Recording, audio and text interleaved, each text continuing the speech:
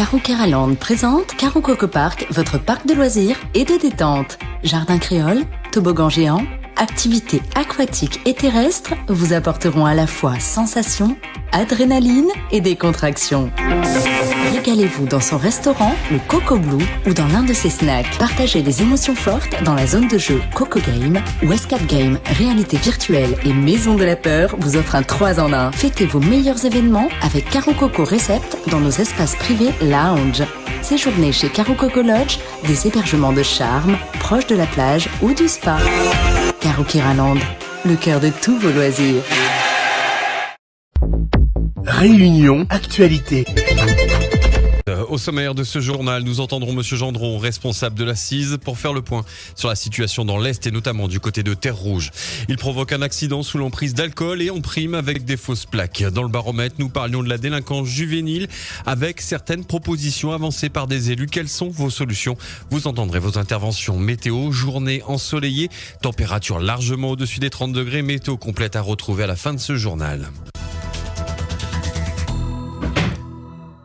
Hier, M. Gendron, responsable de la CISE, nous expliquait la situation actuelle du côté de Terre-Rouge. Selon lui, la pompe est cassée, ce qui cause des problèmes supplémentaires dans l'acheminement de l'eau en pleine période de sécheresse.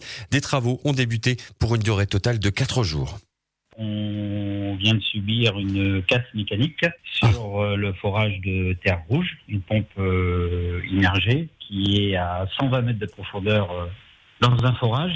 Donc cette pompe-là est fortement sollicitée depuis plusieurs semaines. Elle fonctionne 24 heures sur 24, de manière à pouvoir limiter au maximum les baisses d'eau chez les abonnés. On a monté des très forts signes de faiblesse, donc la décision a été prise de l'arrêter et de la sortir. On a mis en place des moyens lourds. Voilà, pour 3 jours et demi à 4 jours d'intervention à raison de 2 équipes par jour. On a quand même de l'eau qui vient de Bras-Panon, de Bras d'Eliane, d'un débit moyen actuellement de 200 à 250 mètres cubes heure.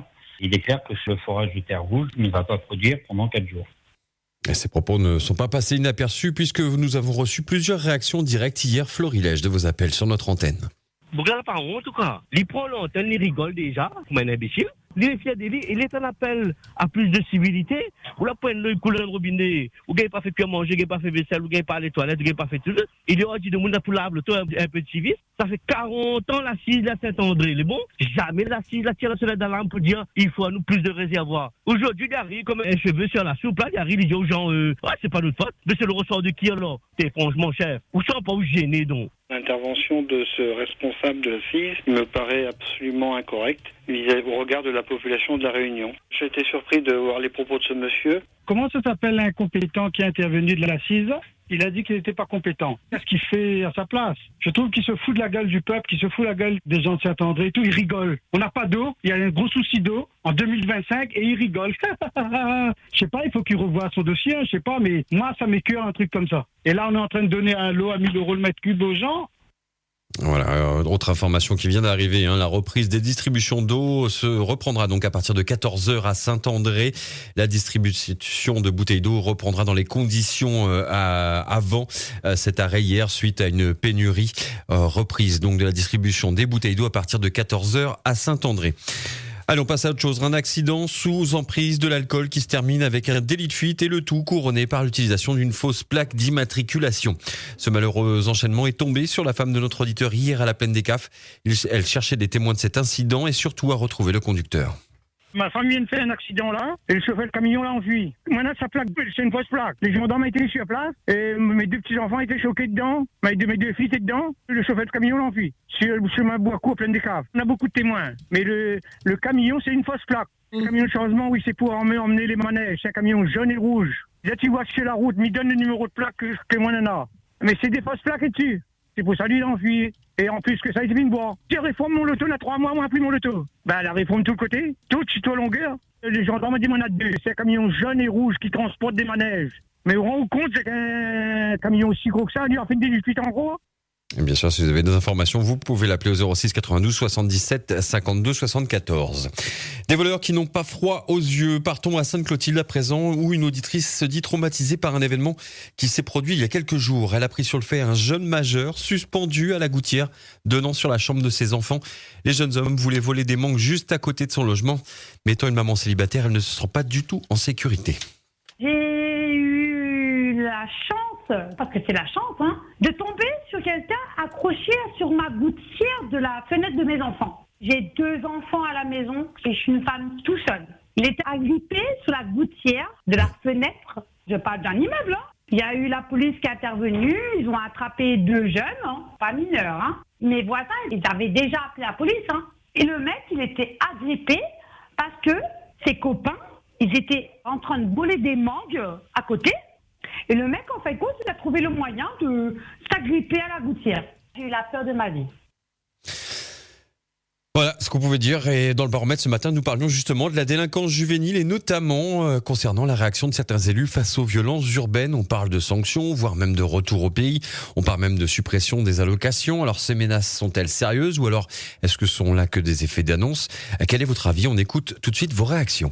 Il ne faut pas nous compter trop sur les députés. En tout cas, si Anne ne peut pas compter dessus. Juste après sa réélection, elle a dit que oui, que c'est notre imagination, que n'a pas de délinquance, pas de violence. À la réunion de Madame Kabitz. Moi, je propose 3 propositions simples. La première, c'est sanctionner les parents en porte-monnaie. Une aide sociale est sous condition, d'accord ? Ce n'est pas automatique. En mineur, on sanctionne les parents qui sont censés être responsables. Deuxième action, si l'enfant est ici et les parents ne sont pas à la Réunion, eh bien, c'est renvoyer les enfants là où ils habitent. Et troisième chose, quel que soit l'âge de l'enfant, eh bien, ils remboursent les condamnés à un travail d'intérêt général. Voilà, je tenais quand même à féliciter M. Célie. Il a bien raison de monter au créneau parce que si on compte sur nos députés, c'est fichu. Je partage l'avis le travail qui a commencé M. Célie par rapport à cette demande. Je pense qu'il a complètement raison. Et on va voir s'il y a d'autres maires qui s'associent pour l'aider dans la démarche et s'il y a des gens qui vont l'accompagner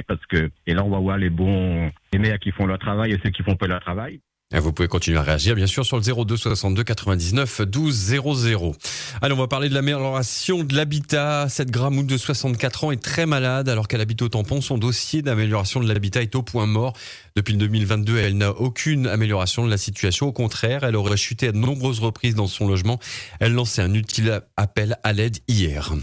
J'avais fait une demande pour arranger ma maison en 2022 et tous les jours ça passe en commission. J'aimerais bien qu'un journaliste vienne chez moi, vienne prendre des photos de ma maison. C'est pourri. J'ai peur de tomber, je marche à reculons, je suis obligée de marcher à reculons. J'en ai marre. Je suis en train de périr et en ce moment, je peux plus nettoyer ma maison, je peux plus faire quoi que ce soit. Là, je perçois le RSO, mais bientôt ça va couper parce que j'aurai 65 ans. Vous voyez les services sociaux qui viennent, vous baratiner, au bout d'un mois ou 2 mois, c'est fini. Voilà, du baratin, dit cette dame qui ne veut même plus être rappelée. Alerte à l'arnaque, puisque cette auditrice aurait constaté une participation à un jeu concours. Elle pensait avoir remporté 2 nuits dans un hôtel. Mais après avoir donné ses informations personnelles, les arnaqueurs lui annoncent qu'il s'agissait d'une erreur. Notre auditrice n'a donc rien gagné. Elle se posait beaucoup de questions. Écoutez. J'ai joué sur le jeu là, au téléphone SMS au 7030. Il y a un jeu qu'on nous envoie pour jouer, pour le gagner 2 nuits à l'hôtel ou des trucs comme ça, des lots ou de l'argent. Et j'ai joué pour 2 nuits d'hôtel. Ça fait plus d'1 semaine. Et là, je reçois un message de leur part que j'ai gagné 2 nuits d'hôtel. Je devais envoyer mon nom, prénom et numéro de téléphone pour que quelqu'un puisse me contacter. Tout de suite après, on m'envoie un message, j'ai rien gagné, c'était une erreur. J'ai envoyé un numéro de téléphone pour contacter quelqu'un et quand j'appelle, personne ne décroche. Oui, alors oui, c'est peut-être des numéros surtaxés, donc vous appelez 1 fois, 2 fois, 3 fois, 4 fois, et puis la facture monte. 1 fois, 2 fois, 3 fois, voilà. Autant vous êtes surtaxé autant de fois que vous appelez. Exactement, donc faites attention parce que souvent quand on vous incite à rappeler ou à renvoyer des SMS, c'est bien sûr des numéros surtaxés. En fait, ça y est, l'arnaque est déjà faite. Vous vous êtes fait arnaquer de quelques centimes, voire quelques euros, voire plus. Ça ne rentre pas dans le forfait, c'est ça surtout. Tout à fait. Ouais. O-News Radio sur outremernews.fr.